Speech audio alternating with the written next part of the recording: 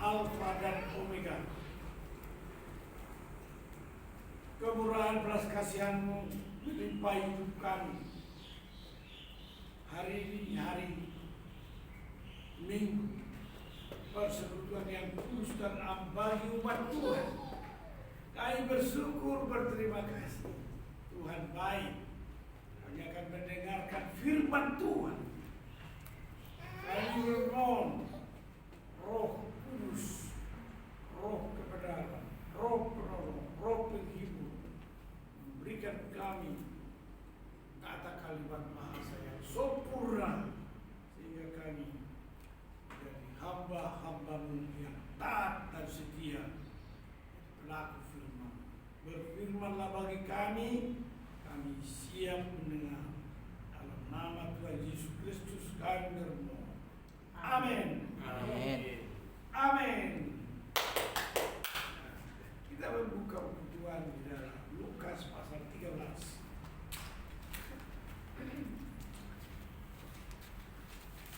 Biar aja dia. Dia senang dia. Santai. Oke. Santai. Kita membuka buku Tuhan dalam Lukas pasal 13.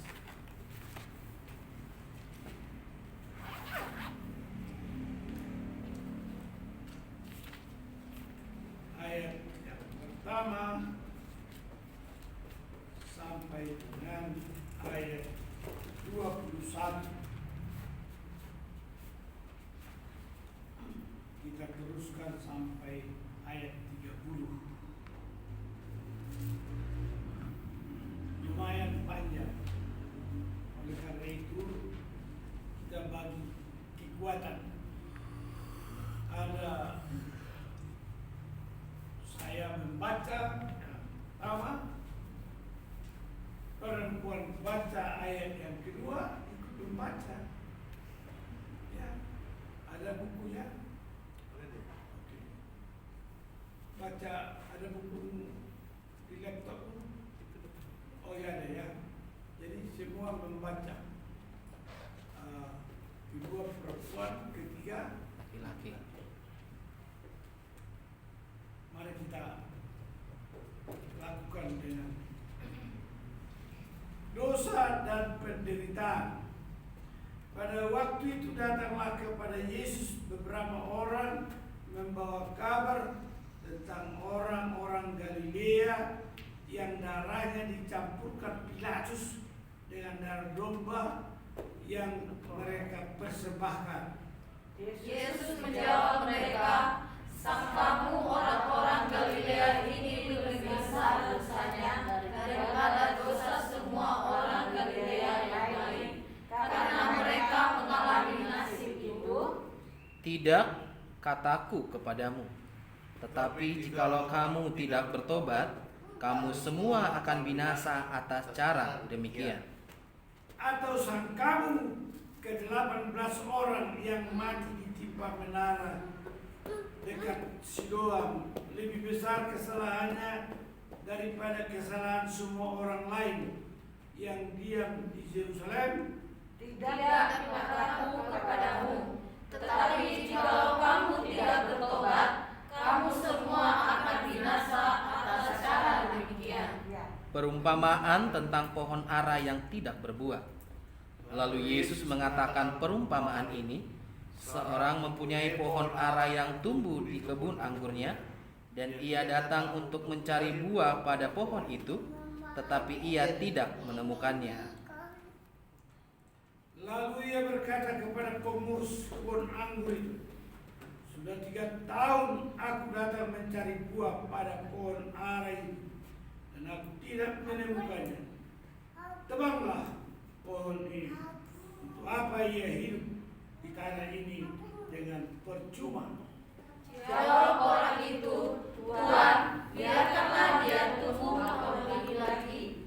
Aku akan mencampur tanah sekelilingnya dan beri pupuk kepadanya. Mungkin tahun depan ia berbuah, jika tidak, tebanglah dia." Menyembuhkan orang sakit pada hari Sabat. Pada suatu kali, Yesus sedang mengajar dalam salah satu rumah ibadat pada hari Sabat. Di situ ada seorang perempuan yang telah 18 tahun dirasuk roh, sehingga ia sakit sampai bungkuk punggungnya dan tidak dapat berdiri lagi dengan tegak. Ketika Yesus melihat perempuan itu, ia memanggil dia dan berkata kepadanya, "Hai ibu, penyakitmu telah sembuh." Lalu ia meletakkan tangannya atas perempuan itu, dan seketika itu juga berdirilah perempuan itu dan memuliakan Allah. Tetapi kepala rumah ibadat gusar karena Yesus menyembuhkan orang pada hari Sabat. Lalu ia berkata kepada orang banyak, "Ada 6 hari untuk bekerja, karena itu datanglah pada salah satu hari itu untuk disembuhkan dan jangan pada hari Sabat."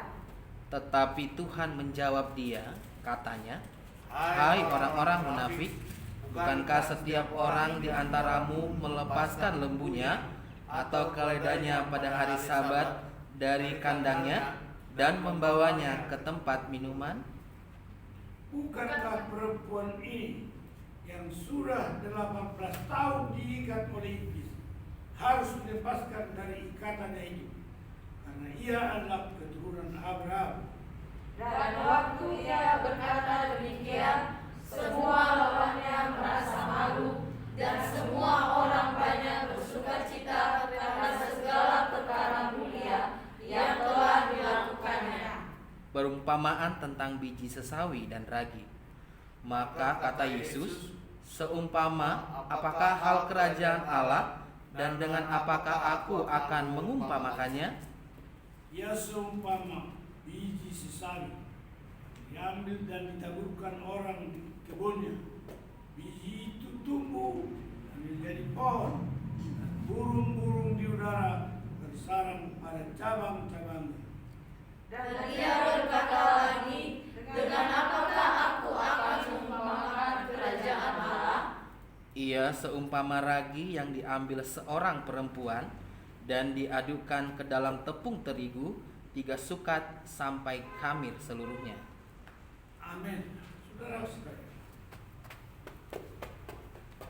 kenapa Tuhan memanggil murid-muridnya dan mengajar mereka sampai sedemikian dan 3,5 tahun? Tapi itu semua tidak tuntas pengajarannya, karena Tuhan harus mati dan bangkit, naik ke surga, lalu roh Pentakosta datang. Demikian juga kehidupan kita di dunia ini. Kalau Tuhan telah mengajar kita menjadi murid yang setia, murid yang taat dan mengasihi, maka bagaimana kita berkarakter dan bagaimana kita berperilaku?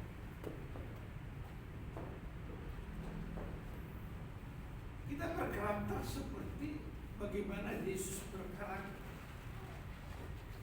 Kita berperilaku seperti Yesus berperilaku. Jadi jelas Tuhan mengatakan bertobat, berpaling kepada Tuhan.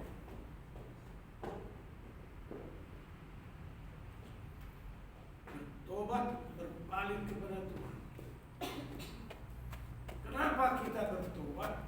Kita harus menyesali segala perbuatan, tingkah laku dan perkataan kita. Yang kedua adalah kita harus menyangkal diri. Apa itu menyangkal? Menyangkal diri adalah meninggalkan segala sifat perilaku kita yang biasa dan mulai dengan rajin untuk berdoa dan bertindak beribadah. Ya kan? Apa mudah untuk beribadah? Kita harus tinggalkan pekerjaan kita. Kita harus tinggalkan apapun yang kita lakukan hanya untuk beribadah. Beribadah bukan hanya hari Minggu. Beribadah yang dimaksud adalah dalam persekutuan kita dengan Roh, maka Roh itu akan memimpin kita mau bertindak berbuat apa kita hari demi hari. Itu namanya menyangkal diri karena menurut perintah Roh Kudus, bukan menurut aturan-aturan yang kita lakukan sendiri.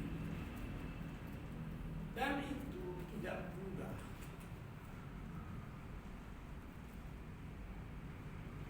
Karena kita pribadi sendiri pun ada kewajiban-kewajiban yang melekat pada hidup kita. Begini, begitu, begini. Tapi kalau kita bersekutu dengan Roh Tuhan, maka Roh Tuhanlah yang mengatur setiap langkah kita. Setiap jamnya Tuhan ku perlukan, ku datang juru selamat, berkatilah.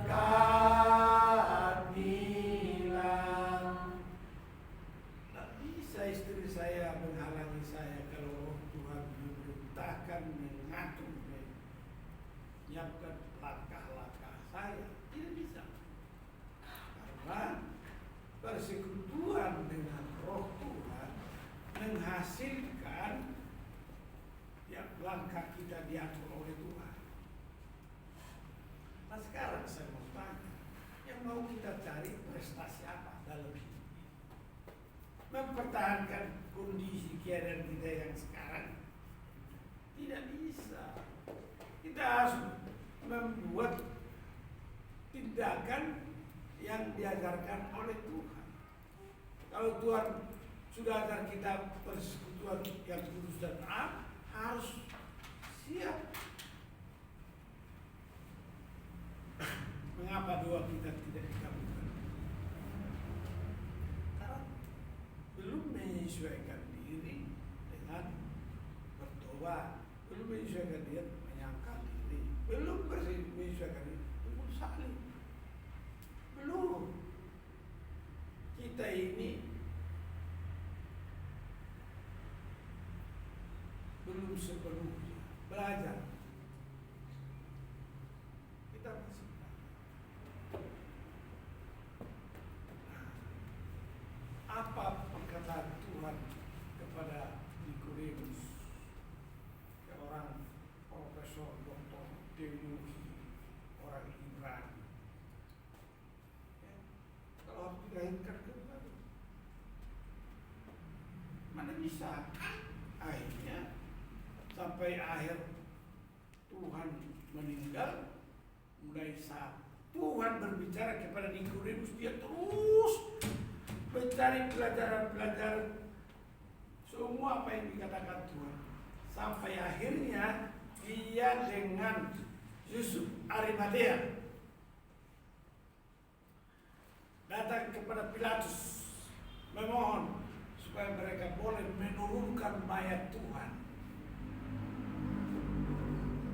Dan setelah diturunkan mereka, Yusuf Arimatea, Pontius Pilatus menyiapkan kubur bagi Yesus. Dan selanjutnya, siapa yang ikut Tuhan, dia ikuti terus.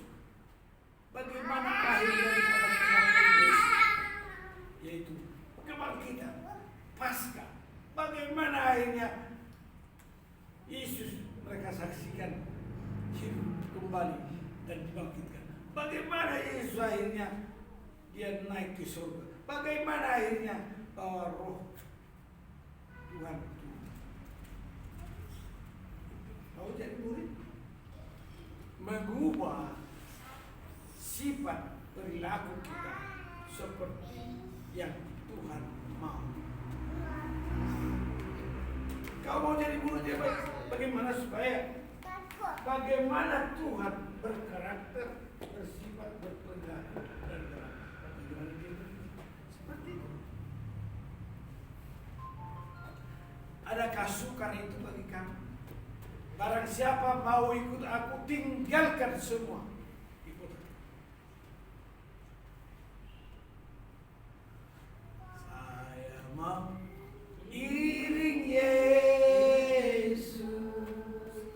Saya mau iring Yesus sampai selama-lamanya, meskipun saya susah menderita dalam dunia, saya mau iring Yesus sampai selama-lamanya. berkarakter dan berbuat seperti Yesus. Hei, kalian masih apa yang kau pikirkan? Jangan tanggung-tanggung. Umur masih muda, kesempatan Tuhan sampaikan. Maukah kau mau jadi murid? Bersifat dan berperilaku seperti Yesus. Sehingga apa yang dikhotbahkan hari ini disebut judulnya dosa dan penderitaan. Dalam judul dosa dan penderitaan apa yang terjadi? Tahukah? Pontius Pilatus bereksperimentasi supaya bagaimana cara untuk mengubah sifat perilaku orang Yahudi untuk meninggalkan Tuhan. Kenapa begitu tekun mereka yang beribadah berhari Sabat? Dia lakukan uji coba. Kata dia bunuh orang Galilea.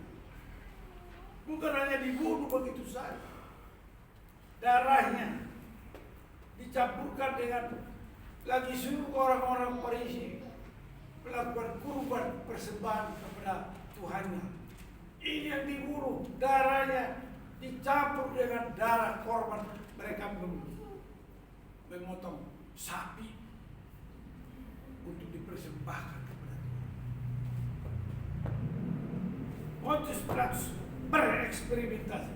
Apakah mereka ini masih tetap melakukan ibadah mereka? Tuhan berkata, jangan pandang korban itu, pandanglah kepada dirimu bahwa adakah kau mengikuti Tuhan tepat dan benar. Juga ada korban di menara Siloam, ketimpa bangunan runtuh, 18 orang mati.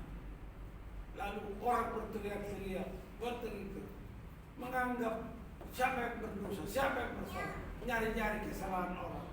Tuhan mengatakan, kamu manusia, jangan lihat itu, lihatlah dirimu, kamu orang yang berdosa, bertobat kamu.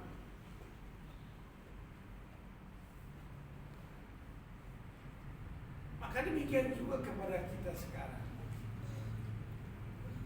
Zaman sekarang apa? Apa yang dikatakan Ibu Norma kesaksiannya tadi? Aduh, Senin, Selasa, Rabu, Kamis baru tanda tangan. Setelah itu masih ada persoalan.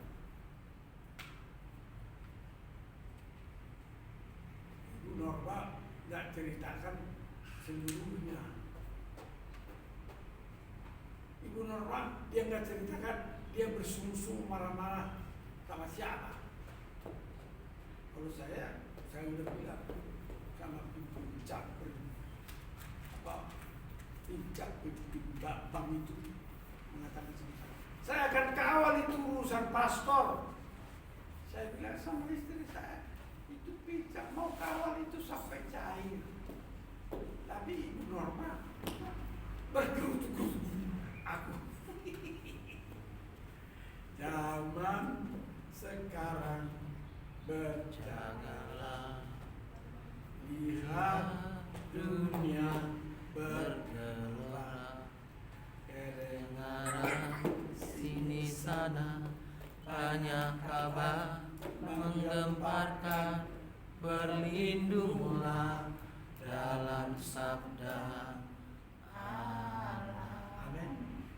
Amin. Amin. Jadi gitu.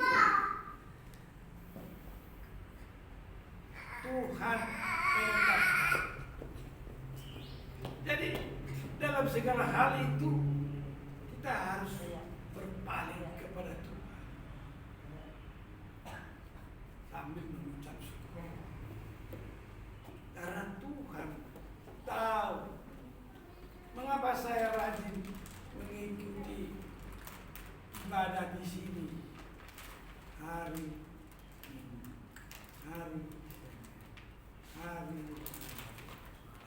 Jumat, hari Sabtu.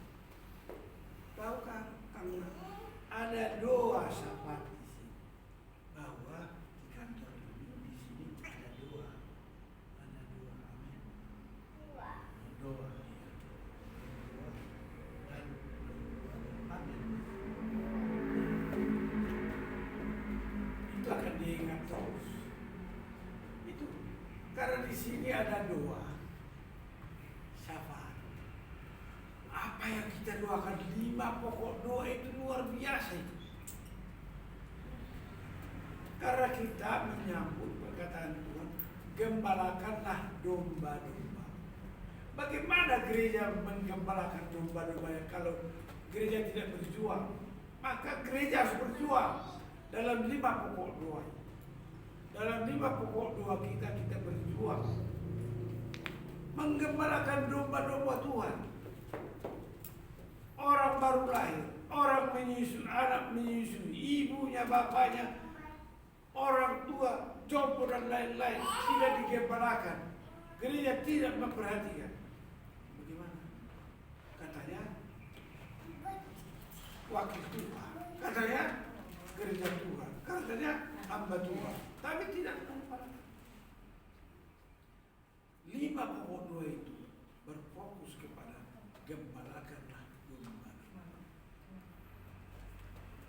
Semua yang kita doakan di situ berfokus kepada supaya gereja Santos Asih berjuang menggembalakan domba-dombanya, lalu sampai pada 1000 pastoral, ada universal, ada hamba Tuhan yang berdoa.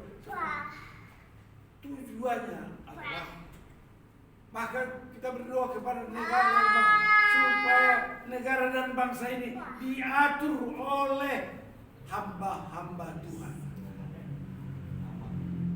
Supaya diatur oleh Tuhan. Tuhan menetapkan langkah-langkah negara dan bangsa. Maka kita harus berdoa supaya anak didik kita mulai dari PAUD, sekolah dini yang akan kita buka, ini akan masuk sekolah usia dini. Ada anaknya si Davi juga mati akan umur 1 tahun setengah. 1 tahun 8 bulan. Anak si Davi 1 tahun berapa akan masuk. Kita bangun ini sekolah bagus, mulai dari usaha ada kamar tamu di sana. Tuhan menetapkan langkah-langkah orang yang hidupnya berkenan kepadanya. Apabila ia jatuh, tak sampai tergeletak, sebab Tuhan menopang tangannya. perumpamaan tentang pohon yang tidak berbuah. Iya tidak? Adakah kita harus mengajarkan supaya mahasiswa-mahasiswa berbuah? Katakan 3 tahun, berikanlah aku peluang untuk membersihkan pohon ini lagi, supaya saya pupuk. Dan setelah 3 tahun tidak berbuah, tebanglah ini. Kamu kalau tidak berbuah setelah kamu akan ditebang. Ditebang. Maka di sini pendidikan dan pengajaran untuk mahasiswa-mahasiswi adalah supaya berbuah. Kamu diibaratkan kepada pohon ara yang dijumpai Tuhan. Kenapa belum berbuah? Oke, belum berbuah. Maka kau datang ke kampus ini supaya berbuah. Bersaksi terus sampai Tuhan datang. Bersaksi terus sampai Tuhan datang. Bersaksi, bersaksi, bersaksi, haleluya. Bersaksi terus sampai Tuhan datang. Lalu selanjutnya menyembuhkan orang sakit pada hari Sabat.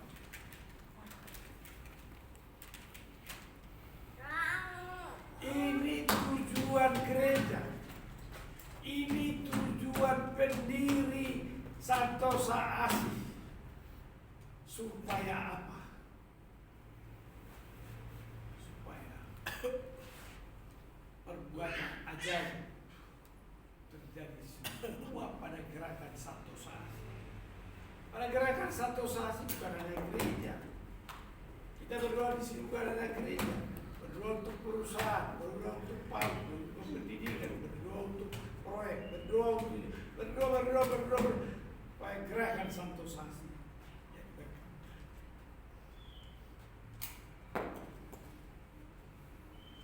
Supaya kamu berdoa, doa yang benar besar kuasanya, doa yang benar besar khasiatnya. Waktu saya membangun gereja di Suter, pas hari puasa. Jadi saya sudah berpikir ini puasa. Dan saya membangun gereja di tempat gunung. Di tempat semua orang menolak. Di Suter itu semua orang menolak membangun gereja. Pada saat itu saya membangun. Moto sama saya tidak bekerja hari Minggu. Maka setiap hari Minggu saya liburkan. Saya liburkan tukang-tukang saya. Saya menghormati hari Minggu. Dan saya turut betapa sulitnya membangun itu. Nggak ada jalan. Hanya dari belakang. Dan kami ada lorong. Hanya buku-buku begini bawa batu. Bawa pasir. Saya buku-buku, bawa kayu, bawa seng, bawa semen dari belakang dekat klinik itu. Dari situ kita bawa semua material untuk membangun gereja Sunter. Dan selesai bangun itu, begitu selesai saya bangun. Puasa selesai, lebaran, dan materialnya adalah material dari orang Madura. Sampai mereka bingung, Pak Moses beli kayu, dan kita bangun gereja. Wih, jadi kita mengantarin bahan-bahan untuk gereja ini. Ya mereka. Udah selesai gereja tahu apa? Saya disidang. Lurah, camat, polsek, dan ramil LSM mensidang saya. Kenapa Bapak membangun gereja di sini? Saya disidang, selesai saya bangun. Saya jawab, negara ini adalah negara yang berketuhanan yang Maha Esa. Jadi saya bangun itu supaya saya berdoa di sini dan umat Tuhan. Masa kamu keberatan? Mana izinnya? Izin kau tanya. Kau RT, kau kasih surat rekomendasi nggak sih? Kau lurah, kau kasih rekomendasi saya. Camat kau kasih. Siapa di antara kalian yang demo-demo ini berikan rekomendasi? Kalian itu yang tidak mengizinkan nggak kasih rekomendasi. Akhirnya tahu kan? Semua mereka yang mengatakan datanglah seorang orang tua, mukanya seperti orang Arab. Saya setuju itu. Dia gitu aja. Saya setuju itu gereja. Memang kita ini tidak sopan, tidak mengizinkan tetangga kita bangun rumah ibadah. Saya setuju itu. Akhirnya camat dan ram, polsek, ngomong setuju. Tekan mereka. Di mana ada kemauan, Tuhan buka jalan. Doa yang benar besar kuasa. Doa yang benar besar hasil. Ada tuh berkali-kali saya bangun gereja seperti itu. Gereja seperti yang di Kalimalang. Pak Mikato pergi pulang ke kampung halamannya. Hanya saya yang harus berkhotbah di situ. Datang demo. Saya lagi khotbah. Saya mau pertemuan khusus. Udah mau pertemuan khusus. Saya datang keluar. Bapak siapa? Tunggu sampai saya pertemuan khusus. Saya akan jumpa ya. Tentram. Tunggu sampai saya pertemuan khusus. Selesai pertemuan khusus, saya jumpai semua. Yang kalian kehendaki apa? Ini harus ada izin. Gereja Kalimalang itu harus ada izin. Oke. Sabar. Tenang. Diam di tempat. Saya akan berjumpa dengan camat, berjumpa dengan keamanan, semua akan saya sampaikan. Saya berjumpa dengan camat, saya berjumpa dengan keamanan. Sudahlah Pak, kehadiran Bapak ini adalah izin untuk gereja Bapak. Itulah ini. Di mana ada kemauan, Tuhan buka. Doa yang benar, besar kuasanya, besar hasilnya. Udah lihat gereja itu kan? Di tengah-tengah orang itu tinggal uang aja kalau ada, kanan paut akan kita bangun. Tanah-tanah yang sudah saya sekitar akan kita bangun jemaat. Gereja yang harus membangun rumah untuk jemaat di situ. Tanahnya sudah cukup. Haleluya. Jadi kita semua harus apa yang dihadapi Tuhan waktu Dia menyembuhkan orang. Gusarlah pejabat gereja, pejabat sinagog resah karena menyembuhkan orang pada hari Sabat. Karena para sahabat tidak boleh bekerja, tidak boleh, tapi Tuhan mengerjakan kebaikan pada hari Sabat. Bahkan berapa tahun itu ibu yang menderita? Berapa tahun itu? 18 tahun. 18 tahun ibu yang menderita pendarahan. Sampai ibu ini berjalan tinggal bongkok, tongkat. Tapi Tuhan mengasihi. Kalau kamu mau beroleh pengasihan Tuhan, apa yang harus kau lakukan? Ya? Apa yang mau kau lakukan kalau kau mendapat pertolongan Tuhan? Bertobat, Berpaling kepada Tuhan. Bersujud kepada Tuhan. Ku datang Tuhan, datang padamu, sucikan hati saya di dalam darah. Itu namanya bertobat, berpaling kepada Tuhan supaya disembuhkan dan dipulihkan Tuhan. Siapa yang mau disembuhkan dan dipulihkan Tuhan? Bertobat.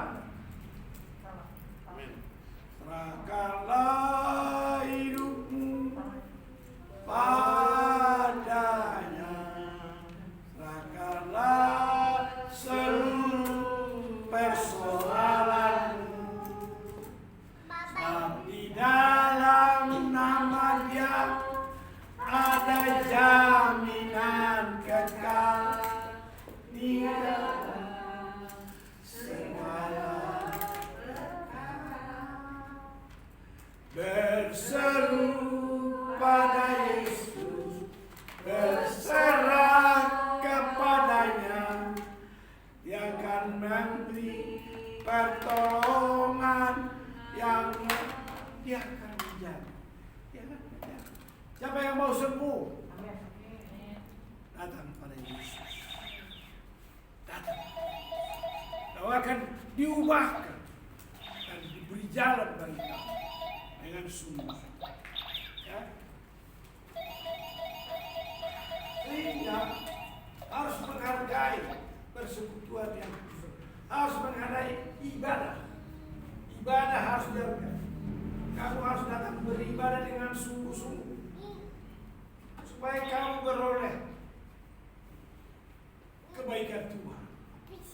Jadi kalau kamu akan menjadi penyanyi di sini, kau akan diturkos di sini, kau akan berdoa di sini, kau akan bernyanyi, bersaksi dan lain-lain. Tapi harus itu Tuhan punya rencana. Dia rencanakan kamu menjadi diturkos.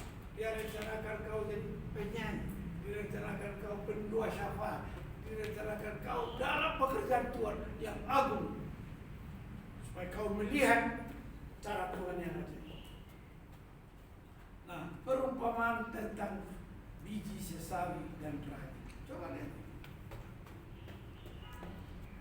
Kenapa biji sesawi yang kecil ditanam jadi pohon berdaun orang berteduh dan burung-burung raja wali bersarang di situ. Kamu mau jadi apa? Itu bicara tentang iman, pengharapan dan kasih. Tuhan menghendaki kita mempunyai iman, mempunyai pengharapan, mempunyai kasih Tuhan, supaya kita jadi berkat bagi. Kau mau diberkati? Kau harus seperti itu. Aku diberkati sepanjang Hidupku diberkati bila bangun pagi hari, siang berganti malam. Aku diberkati.